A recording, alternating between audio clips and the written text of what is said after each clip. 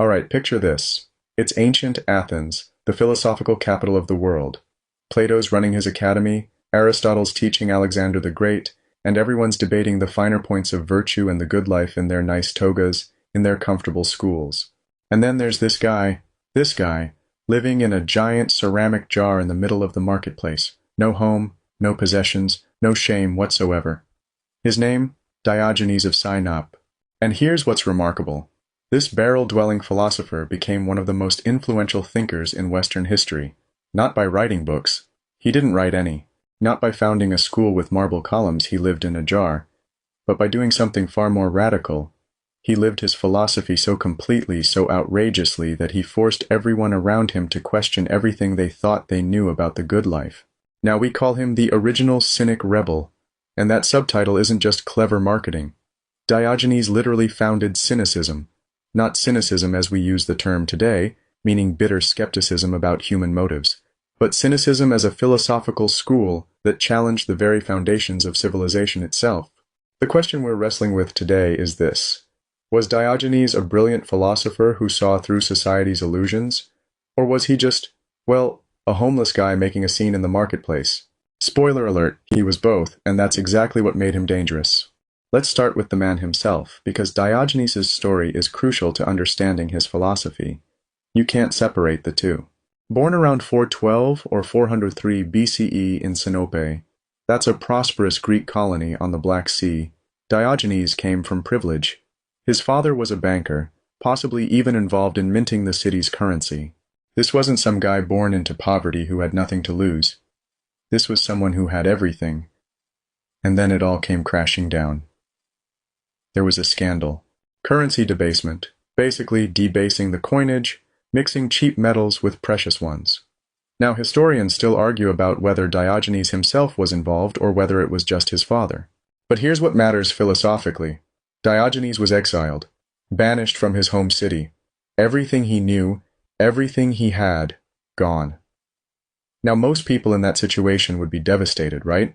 They'd spend the rest of their lives trying to rebuild their reputation, restore their fortune, maybe write a memoir about how they were wronged. Diogenes did the exact opposite. He looked at his exile and thought, you know what? This is the best thing that ever happened to me. He later said, and I love this, that the Sinopeans had condemned him to exile, but he had condemned them to stay in Sinope. Because here's what Diogenes realized. That scandal, that loss of everything, it freed him. It stripped away all the social pretenses, all the conventional markers of success, all the things that society told him mattered. And in that stripping away, he discovered something profound. So he goes to Athens, the intellectual center of the Greek world. And this is where it gets interesting because Athens already had plenty of philosophers. But Diogenes wasn't interested in joining their ranks in the traditional sense. He encountered a philosopher named Antisthenes, a student of Socrates who was already teaching a pretty radical form of philosophy, emphasizing virtue over pleasure, self-sufficiency over dependence on external goods. Antisthenes reportedly didn't want to take Diogenes as a student at first. The story goes that he even threatened Diogenes with his walking stick.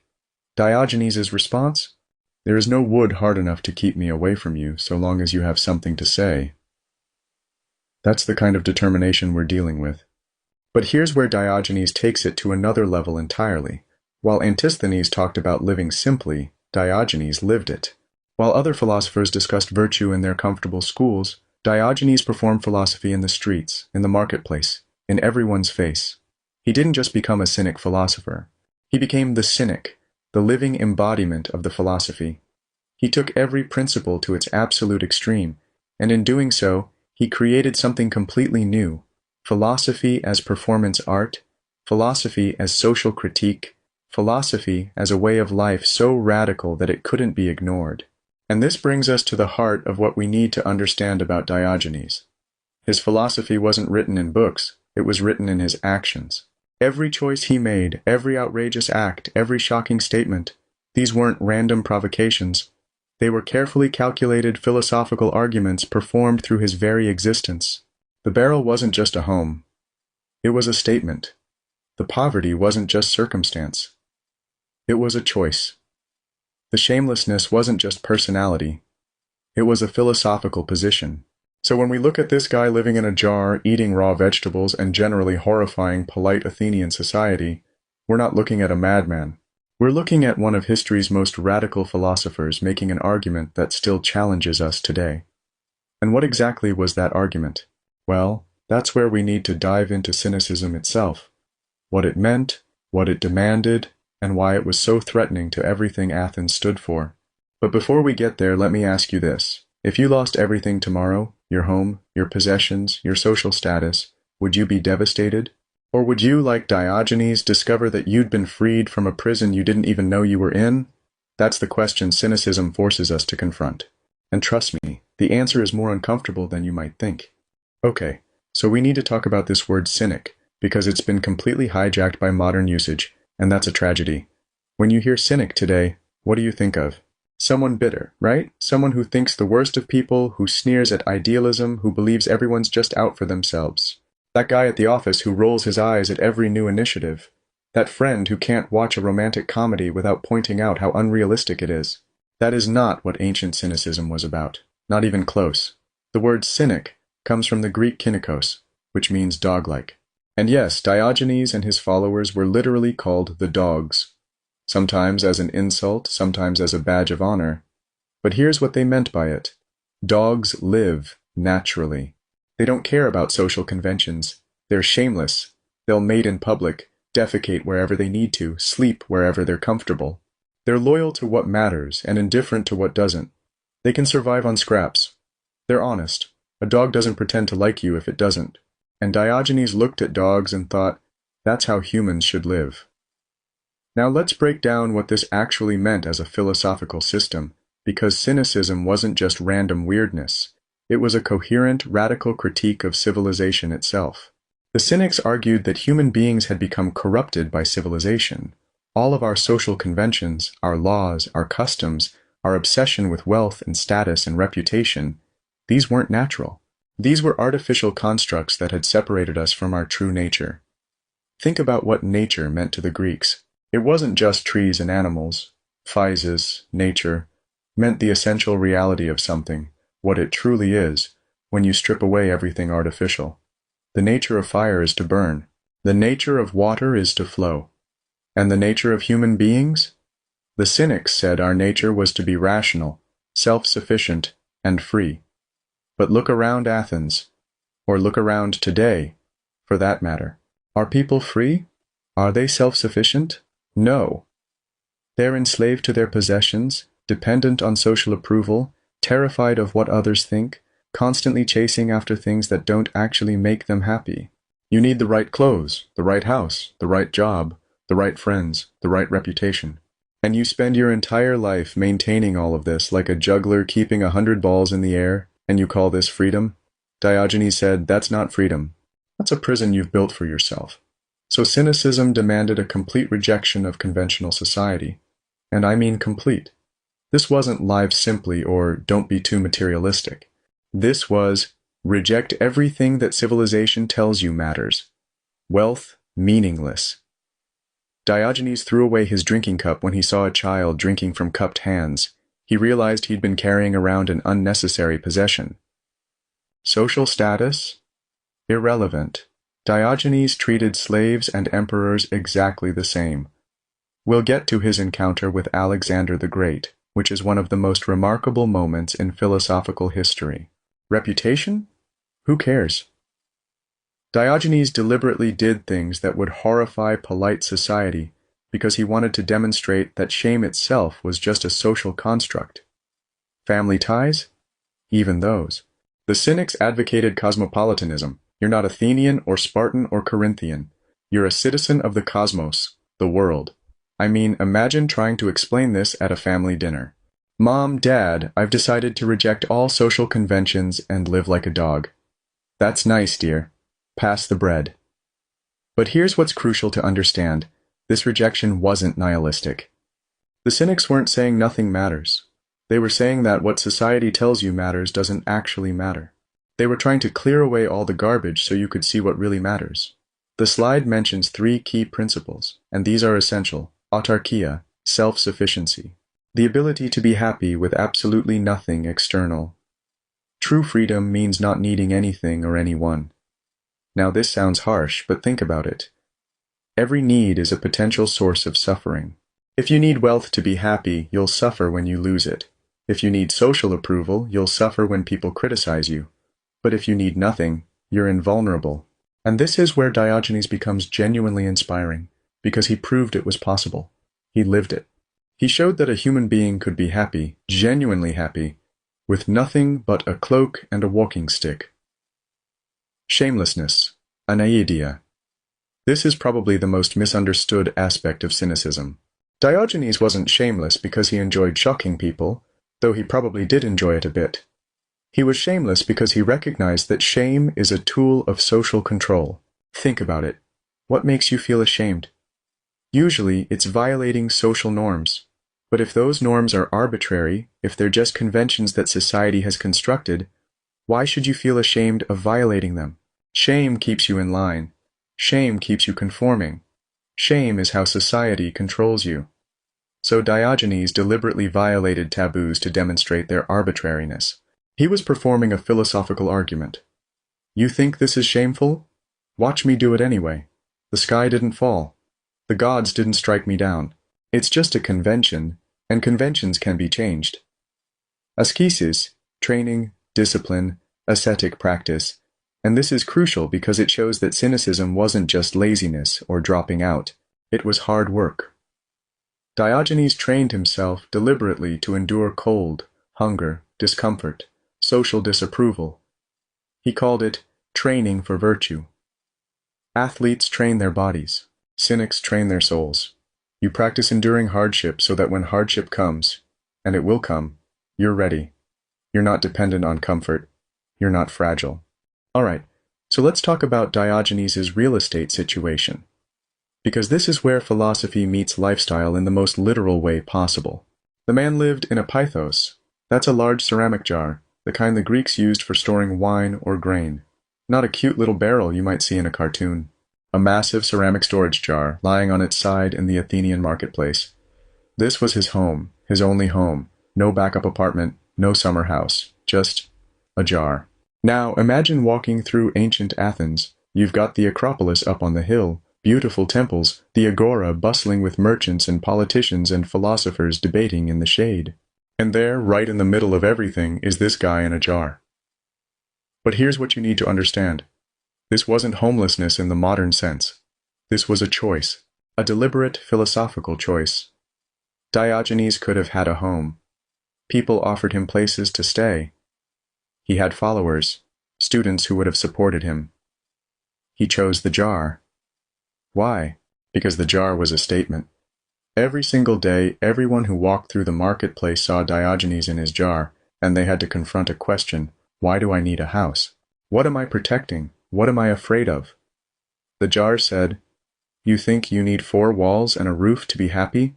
Look at me. I'm happy in a jar.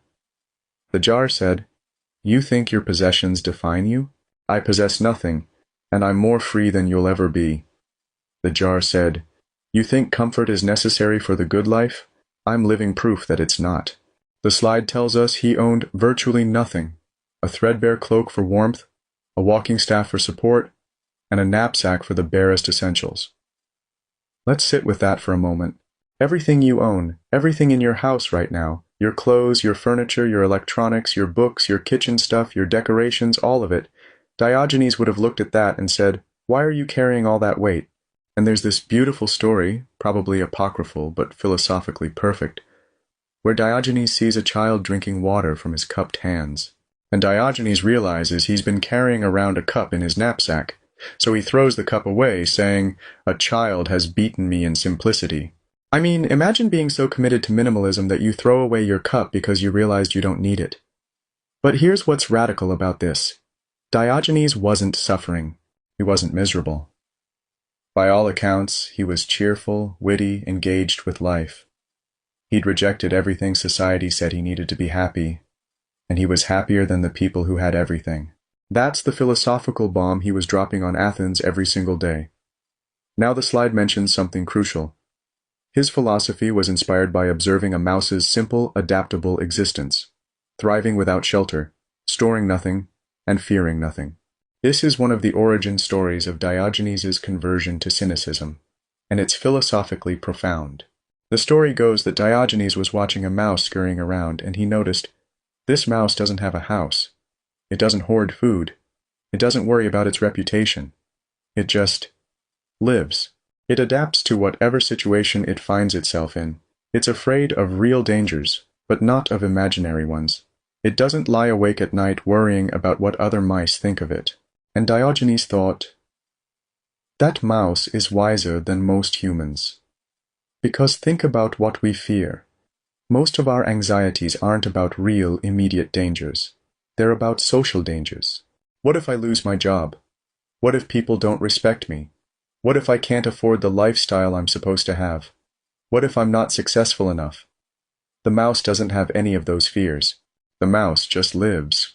And Diogenes decided to live like the mouse, not because he wanted to be an animal, but because he wanted to be truly human, which meant stripping away all the artificial fears and desires that civilization had layered onto our natural state.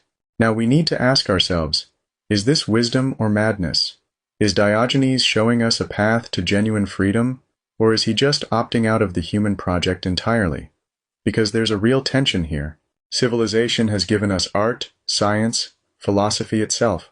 The very marketplace where Diogenes lived in his jar, that was a product of civilization. The democracy that allowed him to speak freely, that was a product of civilization.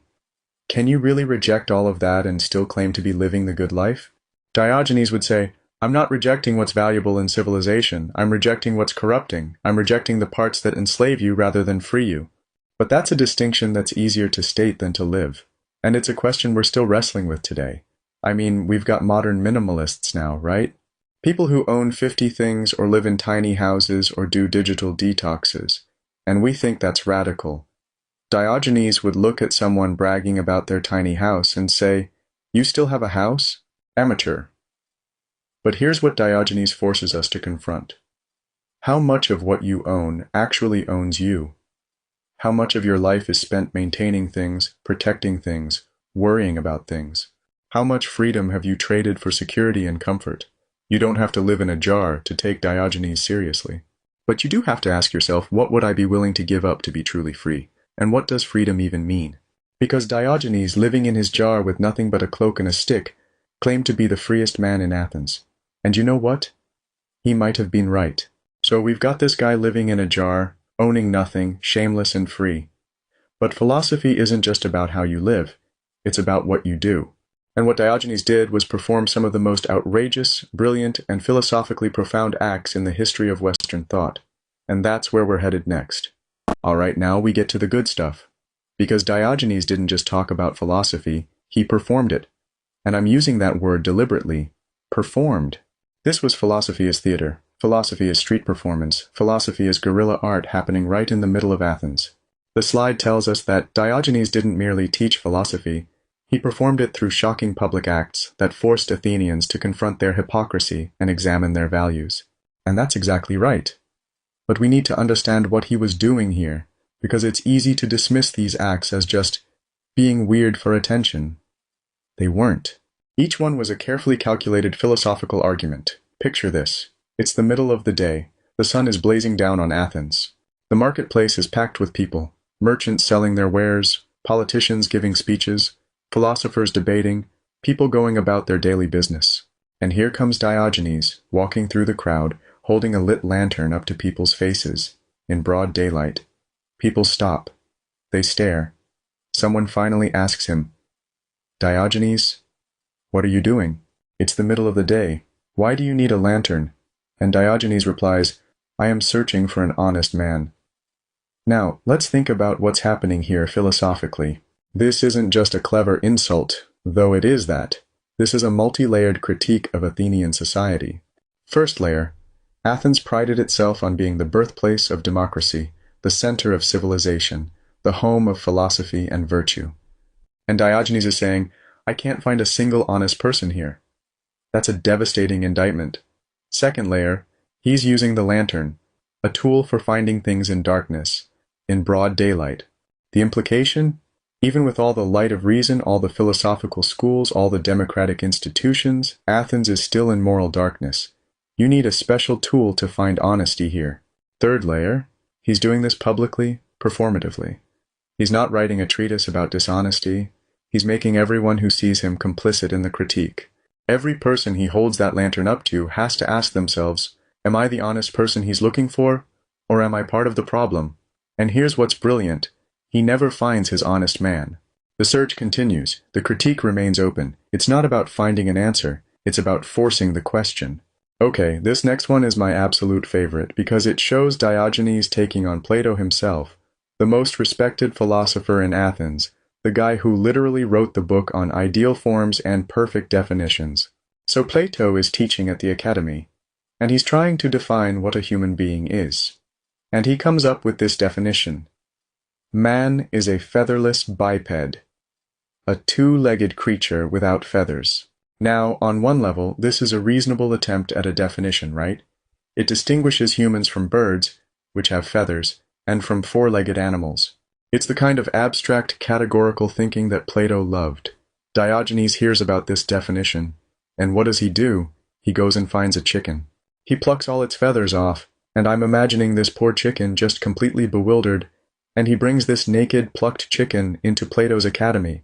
He throws it down in front of Plato and his students and declares, "Behold, Plato's man." Now this is hilarious, but it's also a devastating philosophical critique. What Diogenes is doing here is exposing the limitations of abstract definition. Plato was obsessed with finding the essential forms of things, the perfect definitions that capture what something truly is. But Diogenes is showing that these abstract definitions can be absurd when confronted with concrete reality. A plucked chicken technically fits Plato's definition, but it's obviously not a human being. The Cynics believed that philosophy had become too abstract, too divorced from lived reality. They thought philosophers like Plato were playing word games while ignoring the actual business of living well. And there's something deeper here, too. Plato's definition reduces human beings to physical characteristics. 2 legs, no feathers. But what makes us human isn't our anatomy. It's something else entirely. Our capacity for reason, maybe. Our moral choices, our relationships, our freedom. By throwing a plucked chicken at Plato, Diogenes is saying, your fancy abstract philosophy misses what actually matters about being human. The story goes that after this incident, Plato revised his definition to a featherless biped with broad, flat nails, which, technically excludes chickens. But it also proves Diogenes' point. You can keep adding qualifications forever, and you'll never capture the essence of humanity through abstract definition. Diogenes. 1. Plato. 0. Alright, now we need to talk about the most controversial aspect of Diogenes' philosophy.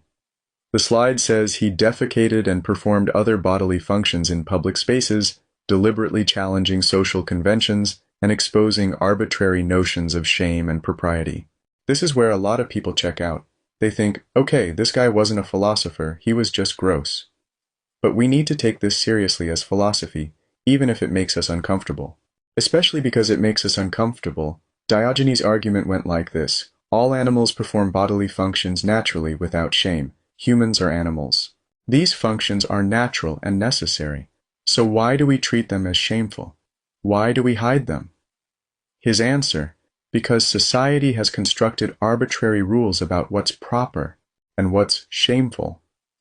And these rules don't serve our well-being. They serve social control. They keep us conforming.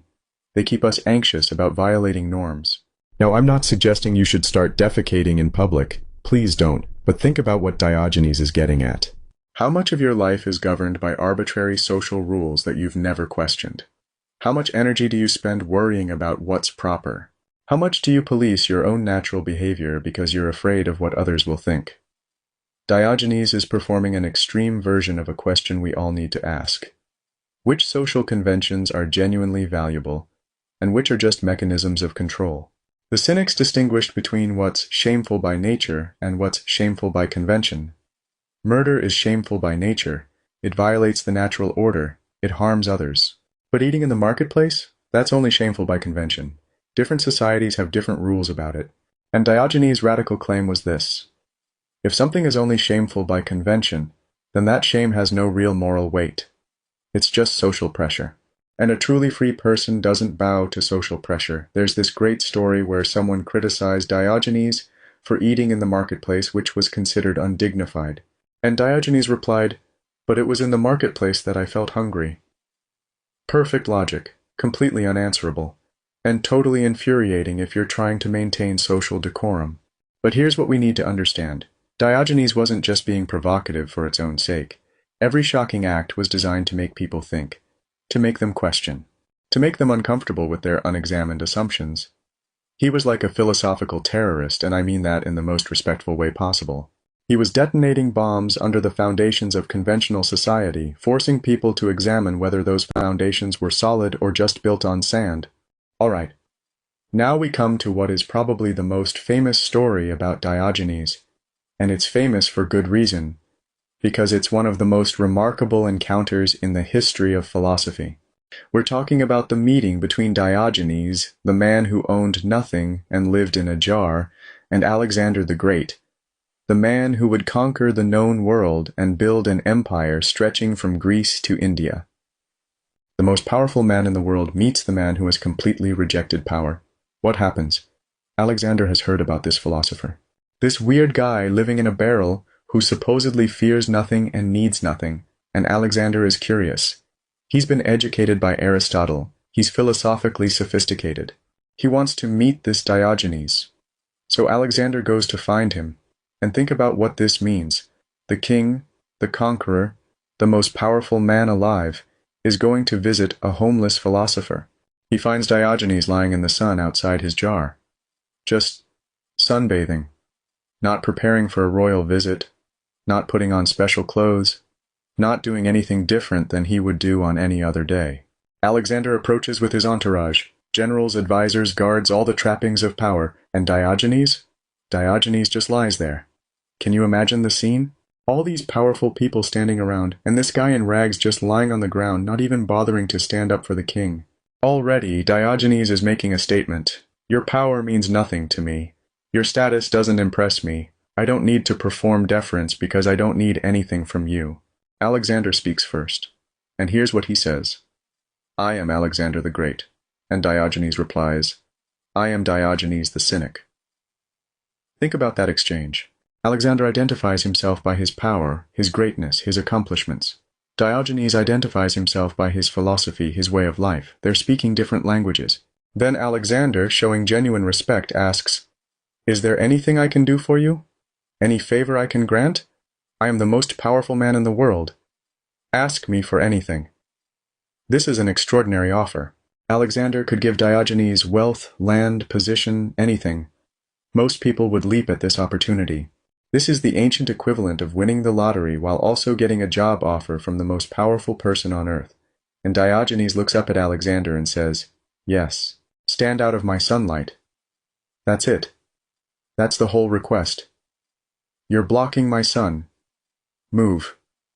Now let's think about what's happening here philosophically, because this is one of the most profound moments in ancient philosophy. First, Diogenes is demonstrating complete self-sufficiency. He doesn't need anything Alexander can give him. Not wealth, not power, not status, not protection. The only thing Alexander has that Diogenes wants is something Alexander can't actually give. He can only stop taking it away. The sunlight. Second, Diogenes is inverting the power dynamic. Alexander came to grant a favor, to demonstrate his generosity and power. But Diogenes turns it around. The only thing the most powerful man in the world can do for him is get out of his way. Alexander's power is actually an obstruction, not a benefit. Third, Diogenes is making a statement about what has real value. Sunlight, natural, free, available to everyone, is more valuable than anything in Alexander's empire. Nature provides what we truly need. Everything else is superfluous. And fourth, and this is crucial, Diogenes is completely unafraid. He's not intimidated by power. He's not impressed by conquest. He's not trying to flatter or manipulate. He's just being honest about what he wants, which is for Alexander to stop blocking his sun. That's freedom. Real freedom. The freedom that comes from needing nothing and fearing nothing. Now here's what makes this story truly remarkable. Alexander's response. According to the sources, Alexander turns to his companions and says, "If I were not Alexander, I would wish to be Diogenes." Think about what Alexander is admitting here. He's the most powerful man in the world. He's conquered nations. He's got wealth, glory, power beyond measure. And he's saying that if he couldn't be himself, he'd want to be this guy living in a jar with nothing. Why? Because Alexander recognizes something profound. Diogenes has something he doesn't have. Something his power can't buy and his armies can't conquer. Diogenes has freedom, complete, absolute freedom. He needs nothing, fears nothing, depends on nothing. He's invulnerable in a way that Alexander, for all his power, can never be. Because think about Alexander's life. Yes, he's powerful, but he's also trapped. Trapped by his ambitions. Trapped by his need to keep conquering. Trapped by the expectations of his army, his empire, his legacy. He can never stop. He can never rest. He can never just lie in the sun and be content. Diogenes can do that. Diogenes does nothing but that. There's a beautiful irony here too. Alexander says, "If I were not Alexander," but the whole point is that he is Alexander. He can't stop being Alexander. He's trapped in being Alexander. Diogenes, on the other hand, could be anyone. He's not trapped by his identity. He's just a human being, living naturally, needing nothing. So who's really more powerful, the man who conquered the world, or the man who conquered his own desires? This encounter crystallizes the entire Cynic critique of conventional values. Society tells us that power, wealth, and status are what matter, that these things will make us happy and free.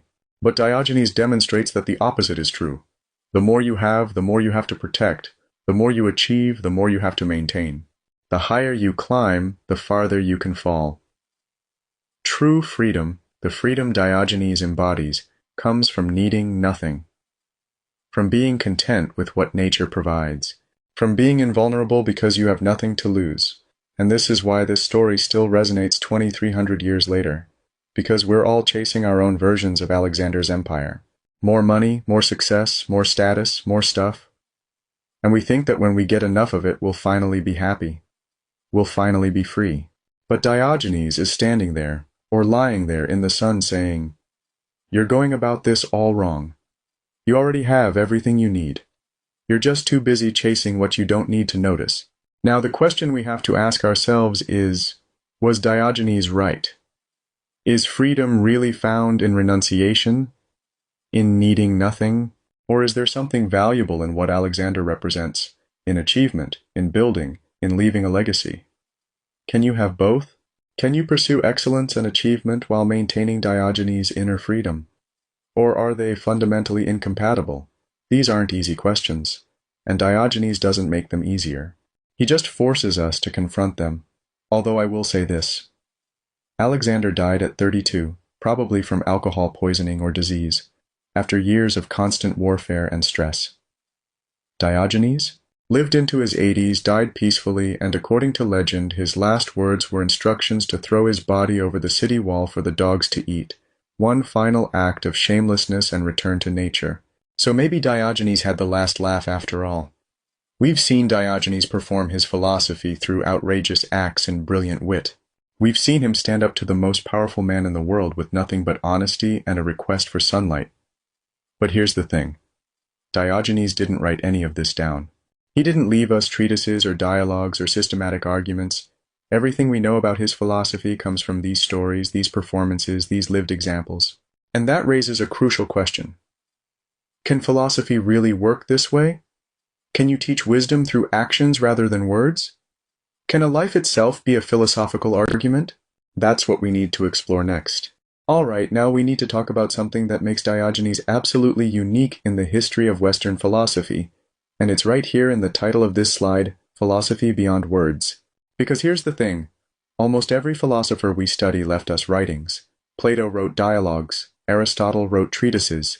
The Stoics wrote meditations and letters. Even Socrates, who didn't write anything himself, had Plato writing down his conversations. Diogenes? Nothing. Not a single surviving text. And the evidence suggests he didn't write much, if anything at all. And this wasn't an accident. This wasn't because he was illiterate or lazy. This was a deliberate philosophical choice. The slide tells us, Diogenes believed philosophy was best taught by example, not through writing treatises or delivering lectures. His very existence was his curriculum. Let that sink in for a moment. His existence was his curriculum. What does that mean? It means that every single thing Diogenes did, where he lived, what he ate, how he dressed, how he spoke to people, how he spent his time, all of it was philosophy. All of it was teaching. Think about the implications of this. When you read Plato, you're reading about philosophy. When you read Aristotle, you're reading philosophical arguments. But when you encountered Diogenes, you weren't reading anything. You were experiencing philosophy in action. You were seeing what it looks like when someone actually lives according to their principles, no matter how radical those principles might be. And there's a profound critique embedded in this approach. Diogenes is essentially saying, words are cheap. Anyone can write beautiful things about virtue. Anyone can construct elegant arguments about the good life. But can you actually live it? He's calling out the gap between theory and practice, the gap between what philosophers say and what they do. And in ancient Athens, that gap was pretty wide. I mean, you've got Plato writing about the ideal city, the philosopher kings, the perfect forms of justice and virtue. And then you've got Plato, the actual person, who owned slaves, who traveled in elite circles, who lived quite comfortably, thank you very much. Diogenes looks at this and says, really? You're going to tell me about virtue while you're living in luxury? Show me, don't tell me. And this is a challenge that still confronts philosophy today. We can write brilliant papers about ethics. We can construct sophisticated arguments about the good life. We can teach courses on virtue and justice. But are we living it? Are our lives consistent with our philosophy? Or is there a disconnect between what we profess and what we practice? Diogenes forces that question every single day, because you can't look at a guy living in a jar and say, oh, he's just talking about simple living. No, he's doing it. The proof is in the pudding. Or in this case, the proof is in the barrel. Now the slide says Diogenes scorned sophistry and abstract theorizing, insisting that ethics must be lived authentically, not merely discussed in comfortable academic settings. And we need to be careful here because this can sound anti-intellectual. It can sound like Diogenes is saying, don't think, just do. And that's not quite right. Diogenes wasn't against thinking. He wasn't against reason. The Cynics were deeply rational in their own way. They had arguments, they had principles, they had a coherent worldview. What Diogenes scorned was thinking divorced from living, philosophy that stayed in the head, arguments that never touched the ground, theories that were beautiful but useless. He especially hated the sophists. These were the guys who would teach you how to argue any side of any question, who treated philosophy as a kind of intellectual game, who cared more about winning debates than about truth or virtue. And Diogenes would see these sophists giving their lectures, charging huge fees, impressing audiences with their rhetorical tricks, and he'd think, this is garbage, this isn't philosophy, this is entertainment, this is intellectual masturbation. There's this great story, and I love this, where Diogenes walks into a lecture by some famous sophist. The hall is packed with people. The sophist is going on and on about some abstract philosophical problem, and Diogenes pulls out some dried fish and starts eating it, right there in the lecture hall, loudly, smacking his lips. Everyone turns to look at him. The sophist stops talking, outraged. How dare you interrupt my lecture? And Diogenes says, a few cents worth of dried fish has broken up your lecture. So much for the value of your philosophy. The point being, if your philosophy can be disrupted by someone eating fish, how important is it really? If your wisdom can't survive contact with ordinary life, what good is it? The slide says, his entire life was a continuous performance of his ideals, every action deliberately crafted to provoke thought, challenge assumptions, and educate through shock. And I want to emphasize that word, performance. Because that's exactly what this was. Diogenes understood something that most philosophers miss. Philosophy isn't just about arguments. It's about persuasion, it's about changing how people think and live, and sometimes a dramatic action is more persuasive than 1,000 words. Every time Diogenes walked through the marketplace with his lantern, he was performing. Every time he threw a plucked chicken at Plato, he was performing. Every time he told Alexander to get out of his sunlight, he was performing. These weren't spontaneous outbursts. These were carefully calculated philosophical demonstrations. street theater with a purpose. And the purpose was always the same: to make people uncomfortable, to challenge their assumptions, to force them to think about things they'd rather not think about. Now, there's actually a sophisticated pedagogical theory at work here. Diogenes understood that people don't change their minds through logical arguments alone. We're not purely rational creatures. We're emotional, social, habitual beings. So if you want to change how people think, you have to shock them out of their habits. You have to create cognitive dissonance. You have to make them feel the contradiction between what they believe and what they see. When Diogenes masturbates in public, yes, he did that, the sources are clear, he's not just being crude. He's creating a moment of intense discomfort that forces people to ask, why am I so uncomfortable right now? This is a natural bodily function. Why does it bother me to see it? What does that say about my values? The discomfort is the point. The shock is the teaching method.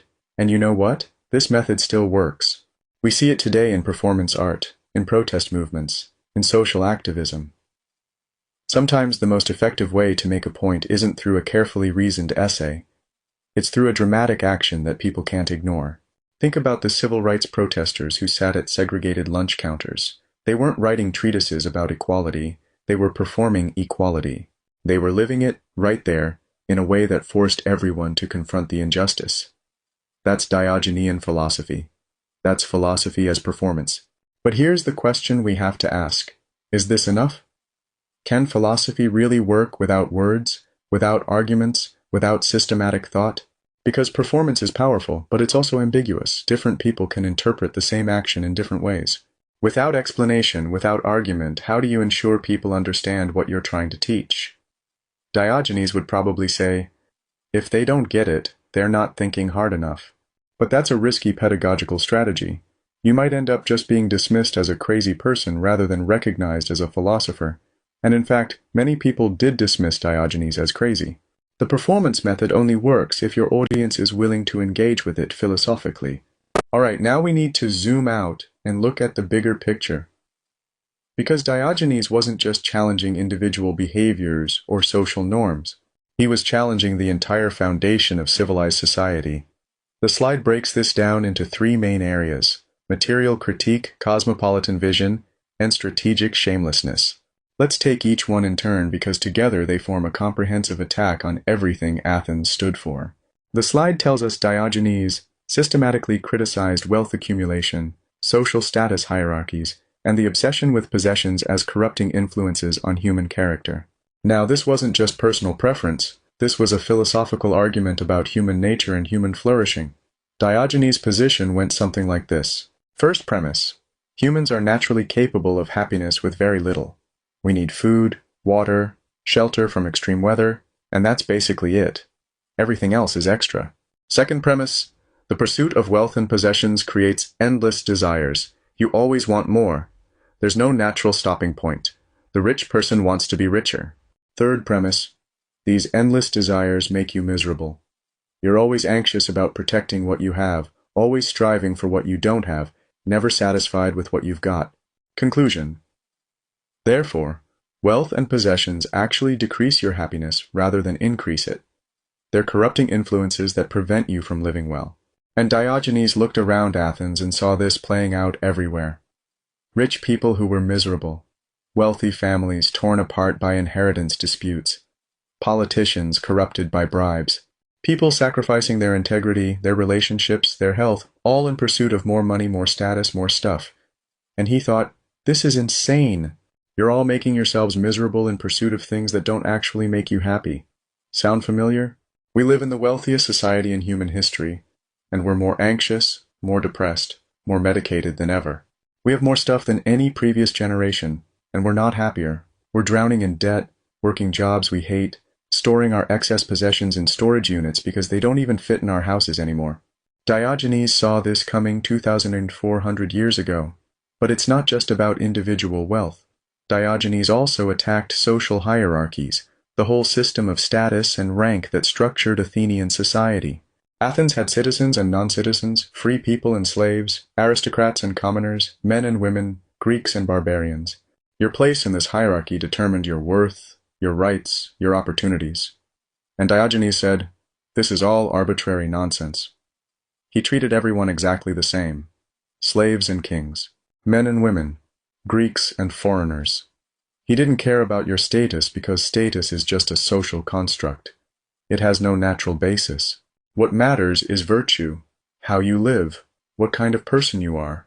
And virtue is available to everyone regardless of their social position. This was radical. This was threatening to the entire social order, because if Diogenes is right, then the whole hierarchy collapses. The aristocrat has no natural right to rule. The slave has no natural obligation to serve. It's all just convention, and conventions can be changed. Now we come to something truly remarkable.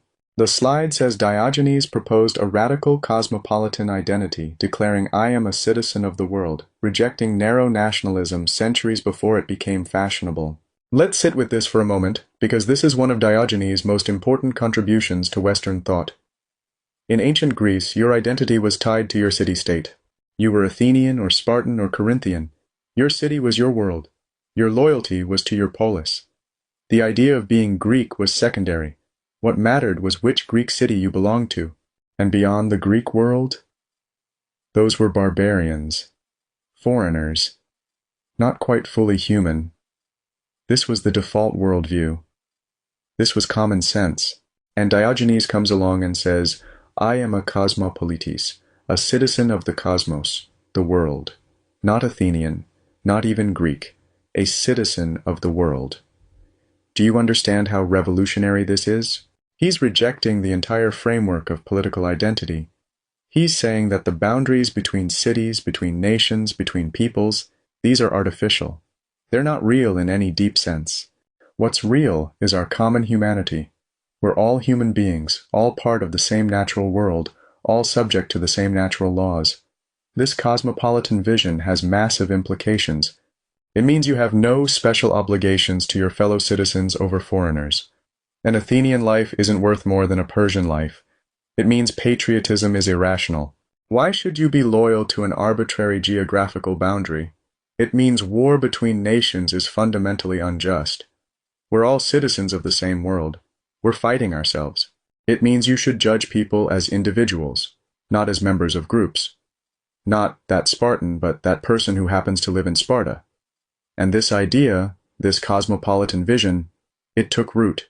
The Stoics picked it up and developed it. It influenced Roman law. It eventually contributed to ideas about universal human rights, international law, global citizenship. When we talk today about human rights that transcend national boundaries, when we criticize nationalism and tribalism, when we advocate for global cooperation, we're echoing Diogenes. Although I will say, Diogenes' version of cosmopolitanism was a bit more hardcore than ours. We're all global citizens, so let's have international trade agreements and the United Nations. Diogenes was like, we're all global citizens, so national boundaries are meaningless and I'm going to ignore them completely. Slightly different approaches. Alright, now we come back to this idea of shamelessness, which the slide calls strategic shamelessness. And I love that phrase because it captures something important. This wasn't random or impulsive. This was strategic. This was calculated. The slide says Diogenes advocated shamelessness as liberation, arguing that artificial social constraints prevented humans from living according to their true nature. Let's think about what shame actually is and how it functions socially. Shame is an emotion we feel when we violate social norms. It's a mechanism of social control. When you feel ashamed, you're more likely to conform, to follow the rules, to stay in line. Now, some shame is probably useful. Shame about genuinely harmful behavior, lying, stealing, hurting others, that shame might serve a positive function.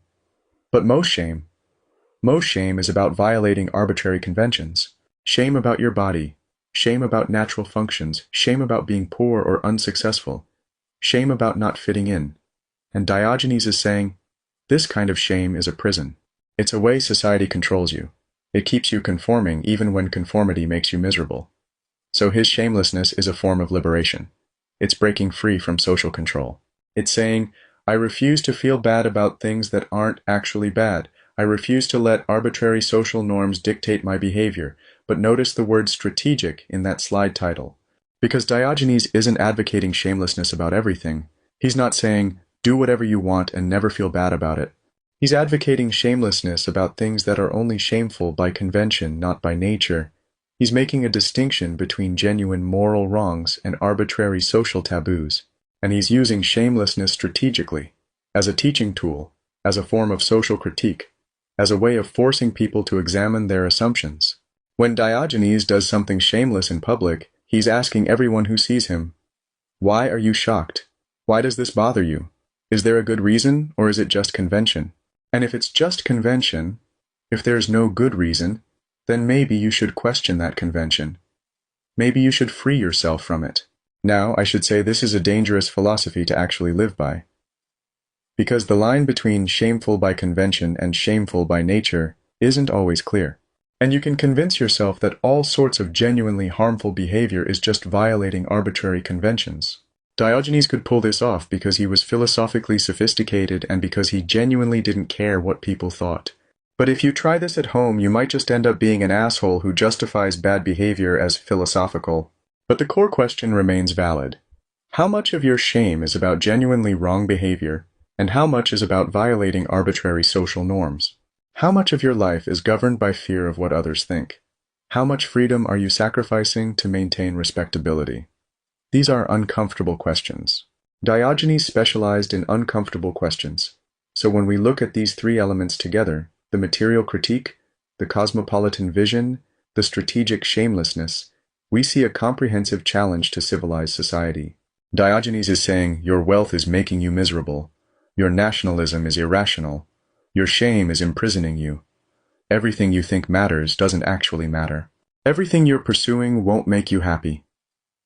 Everything you're afraid of isn't really worth fearing. That's not just challenging society. That's trying to burn it down and rebuild from scratch. The question is, was he right? We've seen how Diogenes challenged the foundations of society. We've seen his critique of wealth, status, nationalism, and conventional morality. We've seen how he used shamelessness as a tool of liberation and social critique. But here's what we need to ask now. What happened to all this? Did Diogenes' philosophy die with him, or did it have a lasting impact? And more importantly, what does Diogenes mean for us today? What can a guy who lived in a jar 2,400 years ago possibly teach us about how to live in the 21st century? That's where we're headed next, and I think you'll be surprised by how relevant this ancient rebel remains.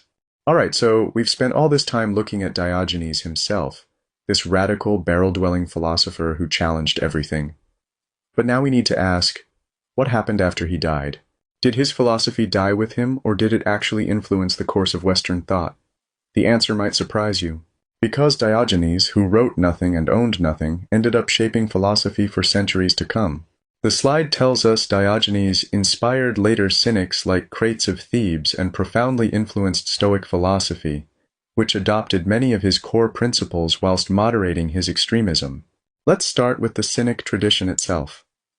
Because Diogenes wasn't alone, he founded a whole school of philosophy that continued for centuries. One of his most famous followers was Crates of Thebes.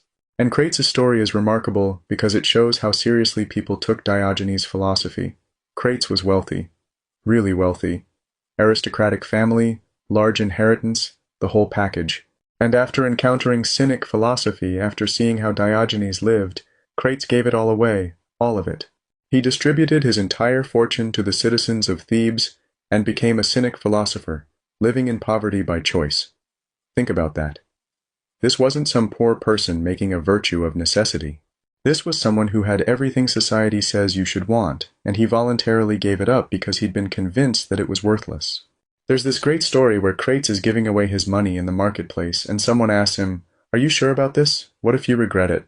And Crates replies, "If I turn out to have been foolish, I'll have the consolation of having been foolish with a great deal of money." I love that. Even in renunciation, there's wit. But here's where it gets really interesting historically, the influence on Stoicism. Crates taught a philosopher named Zeno of Citium, and Zeno went on to found Stoicism, one of the most influential philosophical schools in Western history. The philosophy of Marcus Aurelius, Seneca, Epictetus, the philosophy that influenced early Christianity, the philosophy that's having a massive revival today. And Stoicism is basically cynicism with the rough edges smoothed off. The Stoics took Diogenes' core insights. Focus on what you can control, not what you can't. Virtue is the only true good. External things, wealth, status, pleasure, don't determine happiness. Live according to nature, not according to social convention. Cultivate self-sufficiency and inner freedom. All of that is pure Diogenes. That's Cynic philosophy. But the Stoics made one crucial modification. They said you don't have to live in a barrel to practice this philosophy. You can be a Stoic and still participate in society. You can be wealthy, as long as you're not attached to your wealth. You can hold political office, as long as you maintain your inner freedom. Marcus Aurelius was literally the Roman emperor, and he was a Stoic. Try to imagine Diogenes as emperor. It's impossible. Diogenes would have thrown the crown in the trash.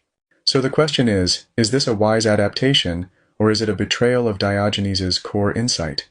The Stoics would say, we're making this philosophy practical. We're making it accessible to people who can't or won't live in extreme poverty. We're preserving the essential wisdom while acknowledging that most people need to live in society. But a hardcore cynic would say, you've compromised. You've made philosophy comfortable. You've lost the radical edge that makes it transformative. You can't really be free if you're still attached to wealth and status, even if you claim you're not attached. I don't think there's an easy answer here. But the fact that we're still debating it 2,300 years later shows how powerful Diogenes' challenge remains. The slide says Diogenes became an enduring symbol of radical individualism, anti-authoritarianism, and resistance to conformity throughout Western intellectual history. And this is true in a way that goes beyond just philosophy. Diogenes became a cultural icon, a symbol that artists, writers, and rebels have returned to again and again. During the Renaissance, when humanists were challenging church authority, they invoked Diogenes. When Enlightenment thinkers were critiquing aristocratic privilege, they pointed to Diogenes. When Romantic poets were celebrating individual freedom against social convention, there was Diogenes again. In the 1960s counterculture, the hippies, the dropouts, the people rejecting materialism and conventional success, they were channeling Diogenes, whether they knew it or not. Today's minimalists, voluntary simplicity advocates, people living in tiny houses or van life, they're all descendants of Diogenes. But why? Why does this particular figure keep resonating across such different times and cultures? I think it's because Diogenes represents something that every society needs but also fears, the person who refuses to play the game. The person who looks at all the things society says you must do, must have, must be, and just says no. Every society has its rules, its hierarchies, its definitions of success. And every society needs people who question those things, who show that there are other ways to live, who demonstrate that you can opt out and survive, maybe even thrive. Diogenes is the proof that you don't have to play by society's rules. You don't have to pursue wealth or status or conventional success. You can choose a completely different path and the sky won't fall. That's threatening to every established order, but it's also liberating to everyone who feels trapped by that order. The slide says Diogenes continues to challenge contemporary ideas about happiness, freedom, consumerism, and society. His questions remain as provocative today as in ancient Athens. And I want to be really specific about this because it's easy to say, oh, ancient philosophy is still relevant without actually showing how. Let's think about our current moment. We live in a consumer society that tells us happiness comes from buying things. Diogenes asks, does it though? Or does the pursuit of possessions just create endless desire and anxiety? We live in a status-obsessed culture where your worth is measured by your job title, your salary, your social media followers. Diogenes asks, why do you care what other people think? Why are you letting strangers determine your value? We live in an age of environmental crisis caused largely by overconsumption. Diogenes asks, do you really need all that stuff? What if you could be happy with much less? We live in a time of political tribalism and nationalism. Diogenes asks, why are you so attached to these arbitrary boundaries? Aren't we all just human beings? See, Diogenes isn't just historically interesting. He's a mirror held up to our own society. And what we see in that mirror is uncomfortable. We see that we're not that different from ancient Athens. We're still chasing wealth and status. We're still conforming to social expectations. We're still letting fear and shame control our behavior. We're still building prisons for ourselves and calling them success. And Diogenes is still there 2,400 years later asking the same questions. What do you really need to be happy? What are you afraid of? Who are you trying to impress? What would you do if you stopped caring what other people thought? What would freedom actually look like for you? These aren't comfortable questions. Diogenes never asked comfortable questions, but they're necessary questions. And maybe they're more necessary now than ever. Alright, so we've traced Diogenes' influence through history. We've seen how his ideas shaped Stoicism, inspired rebels, and continue to challenge us today. But now let's get really practical. What does Diogenes actually mean for you? For your life? Right now? Because that's the test of any philosophy, right? Not whether it's historically interesting or intellectually clever, but whether it can actually help you live better. The slide says Diogenes calls us to interrogate our relationship with material possessions, social norms, and the superficial values that dominate contemporary culture. Let's start there. With stuff. With materialism. I want you to do a thought experiment with me. Think about your home right now. Think about all the stuff you own. Clothes, electronics, furniture, kitchen gadgets, books, decorations, whatever. Now ask yourself, how much of that stuff do you actually use? How much of it actually makes you happier? And how much of it is just there, taking up space, requiring maintenance, creating clutter? Here's what Diogenes would say. Every possession is a burden. Everything you own requires time, energy, and attention. You have to buy it, maintain it, store it, protect it, eventually replace it.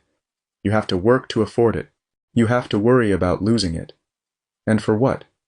Does it actually make you happier? Or does it just create the illusion of happiness while actually adding stress to your life? Now, I'm not saying you should throw everything away and live in a barrel. That's not practical for most people, and it's probably not necessary. But Diogenes is asking you to be honest about your relationship with stuff. To question whether you're pursuing possessions because they genuinely improve your life, or because that's just what you're supposed to do. Because that's what society tells you success looks like. I mean, we have an entire industry built around storing stuff we don't use. Storage units. We pay money every month to keep stuff we don't need in a building we never visit. Diogenes would have a field day with that. You're paying to store things you don't use? Why not just not have those things? Mind-blowing concept, right? But the real question Diogenes is asking isn't about stuff. It's about values. It's about what you think matters. Do you think happiness comes from external things? Possessions, status, achievements? Or does it come from internal things? Character, relationships, meaning, freedom? Because if it's external things, you're always vulnerable. You can always lose them. You're always dependent on circumstances beyond your control. But if it's internal things, if happiness comes from who you are rather than what you have, then you're invulnerable. You're free. That's what Diogenes discovered. That's what he was trying to teach. The slide says Diogenes reminds us that genuine freedom comes not from wealth or power, but from self-sufficiency, authenticity, and the courage to live according to our principles. And this is it. This is the heart of Diogenes' philosophy. This is what everything else points toward. Freedom. But not freedom as we usually think of it. Not freedom to buy whatever you want. Or freedom to do whatever you want. That's not freedom. That's just having options. Real freedom is not needing anything, not being dependent on anything, not being controlled by anything. Think about what controls you right now. What are you afraid of losing? What do you feel you need to be happy? What would devastate you if it went away? Whatever that is, that's what controls you. That's what limits your freedom. Diogenes' radical claim is this: the more you need, the less free you are. Every need is a chain. Every dependency is a prison. So true freedom requires reducing your needs to the absolute minimum. It requires becoming self-sufficient. It requires not caring what other people think. It requires being willing to lose everything and still be okay. Now, again, I'm not saying you have to achieve Diogenes-level self-sufficiency. That's an extreme, but you can move in that direction. You can reduce your dependencies. You can question your needs. You can ask yourself, do I really need this? Or do I just think I need it because that's what I've been told? And then there's authenticity. Living according to your principles. Being who you actually are rather than who society expects you to be. How much of your life is performance? How much energy do you spend maintaining an image, meeting expectations, playing a role? Diogenes didn't perform for anyone. He was completely, radically himself. Shameless, authentic, free. And yes, that meant people thought he was weird. People mocked him. People were scandalized by him. But he didn't care. He was free from the need for approval. That last part is crucial. The courage to live according to our principles. Because it takes courage. Real courage. It's scary to stop conforming. It's scary to stop caring what people think. It's scary to give up security for freedom. Most people choose security. Most people choose comfort. Most people choose conformity. Diogenes chose freedom. And he paid a price for it. Social marginalization, material poverty, constant mockery. But he also gained something most people never have. Complete, absolute freedom. The slide says, his life and philosophy remain a provocative mirror held up to our own society. Uncomfortable, challenging, yet utterly necessary for genuine self-examination. And I love this metaphor because it captures exactly what Diogenes does. He's a mirror. He shows us ourselves. And what we see isn't always pretty. When you look at Diogenes living in a barrel and claiming to be happy, what does that make you feel? If you feel defensive, well, that's crazy. Nobody could actually be happy like that. Ask yourself why. Why does his happiness threaten you? What does it say about your own choices? If you feel envious, I wish I could be that free. Ask yourself what's stopping you. What are you holding on to? What are you afraid to let go of? If you feel dismissive, that's not a real philosophy. That's just being a homeless weirdo. Ask yourself whether you're dismissing the philosophy or just avoiding the uncomfortable questions it raises. The slide says this mirror is uncomfortable, challenging, yet utterly necessary. And that's exactly right. We need Diogenes. We need his uncomfortable questions. We need his radical challenge to our assumptions. Because without that challenge, we just drift along. We accept society's values without questioning them. We pursue goals we've never examined. We build lives that look successful from the outside but feel empty from the inside. Diogenes forces us to stop and think, to examine our lives, to ask whether we're living according to our own values or just following the script society handed us. And that examination is uncomfortable. It's supposed to be uncomfortable. Growth is uncomfortable, change is uncomfortable, freedom is uncomfortable, but it's also necessary. Because an unexamined life, as Socrates said, Diogenes' philosophical grandfather, an unexamined life is not worth living. So here's what I want you to do. Not right now, but later, when you have some quiet time. I want you to ask yourself these questions. What do I actually need to be happy? Not what society tells me I need. What do I actually need? What am I afraid of? And are those fears based on real dangers or just social conditioning? What would I do differently if I stopped caring what other people thought? What's one thing I could let go of? One possession, one expectation, one social obligation that would make me more free? Now, I'm not expecting you to move into a barrel. I'm not expecting you to give away all your possessions. I'm not expecting you to start defecating in public. Please don't do that. But I am suggesting that Diogenes has something to teach us. That his radical example, even if we don't follow it completely, can help us live more freely, more authentically, more deliberately. Because here's the thing. Diogenes proved something. He proved that you can be happy with almost nothing. He proved that you can be free even when you have no power. He proved that you can live according to your principles even when everyone thinks you're crazy. He proved that another way of living is possible. And if it's possible, if even one person can do it, then we have to ask ourselves, why aren't we doing it?